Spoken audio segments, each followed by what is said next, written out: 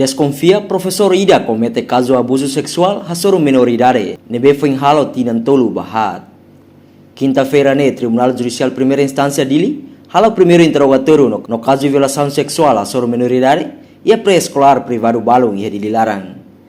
A foi halo de identificação barguido, Tribunal decide loritama ba alegação Ministério Público, no parte defesa niang no ia alegação Ministério Público, nebe representa o procurador Benvida do Rosário, o tribunal atau aplica medida coação apresentação periódica barguido. A razão também barguido hanoring hela, ode em processo de investigação, enquanto lesada sem minoridade no inocente.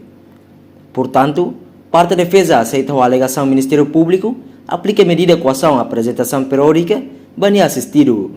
Também barguido hanoring hela, não mos factos la suficiente. Nune, despacho tribunal a favor da alegação Ministério Público, no parte defesa niang. Aplica medida coação apresentação periódica obrigatório barguido fulangida da ida e a posto polícia nebe basic hore processa a investigação enquanto tuir informação nebe timor pos acesso e terreno caso ne rasi que acontece em março tinang ne hasoro lesara GV nebe sem menoridade no arguido lori baia Tribunal Judicial Primeira Instância Dili Ministério Público promoveu crime abuso sexual. Reportagem Marquita da Silva, Petronila Pereira, Televisão Timor Pos.